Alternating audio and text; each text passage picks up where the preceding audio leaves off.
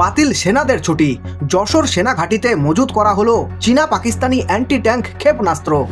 সীমান্ত পেরিয়ে ভারতে ঢুকে বিএসএফ ক্যাম্পে হামলা বাংলাদেশি দুষ্কৃতীদের, পাল্টা জবাবে নিহত পাচারকারী।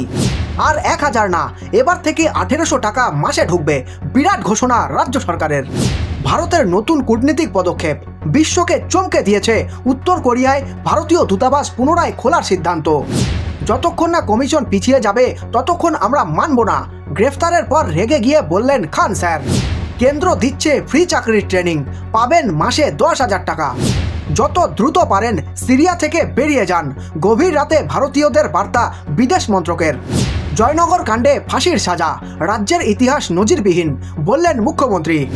অবশেষে রাজ্যে শিক্ষক নিয়োগ শুরু হচ্ছে, দীর্ঘ অপেক্ষার অবসান। ব্যান্ডউইথ ট্রানজিট নয় ভারতকে, হাসিনা জামানার সিদ্ধান্ত বাতিল করে দিল ইউনূসের সরকার। বাংলাদেশে জেল মুক্ত শতাধিক দুষ্কৃতী, সীমান্তে বিএসএফ নজরদারিতে কড়াকড়ি। প্রকাশ্যে ভাষণ দিচ্ছে জঙ্গি নেতা মাসুদ, নয়াদিল্লির তোপ পাকিস্তানের ভণ্ডামি ফাঁস। 90,000 জাল উদ্ধার হয়েছে বাংলায়, স্বরাষ্ট্র মন্ত্রকের তথ্য নিয়ে তৃণমূলকে আক্রমণ বিজেপির। দেশে কেরোসিন ভাণ্ডারের 67% ব্যবহার পশ্চিমবঙ্গে, অপব্যবহারের প্রশ্ন তুলে রাজ্যকে আগেই চিঠি কেন্দ্রের। মমতার ইন্ডিয়ার নেতৃত্ব মন্তব্যে বিরোধী শিবিরে ভাগ, পাশে সপা, নাখুশ কংগ্রেস।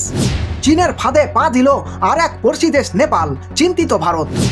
বাংলাদেশ আবহে মোদিকে খুনের হুমকি, পাকিস্তানি ছকের সন্দেহ। পুষ্পা 2 প্রিমিয়ারে হুড়োহুড়িতে মৃত্যু, মহিলার পরিবারকে আর্থিক অনুদান দিলেন আল্লু অর্জুন। 100 টাকা দিয়ে পেঁয়াজ, 140 টাকা দিয়ে ভারতের আদা কিনে খাচ্ছে বাংলাদেশিরা। আমরা সবাই তালিবান, এদেশ হবে আফগান, পদ্মাপাড়ে উঠছে স্লোগান, পড়শি বাংলার ওপর চাপ কতটা। এই খবরটি ভালো লেগে থাকলে লাইক করতে পারেন এবং আপনাদের মূল্যবান সময় দেওয়ার জন্য ধন্যবাদ। আপনাদের দিন শুভ হোক।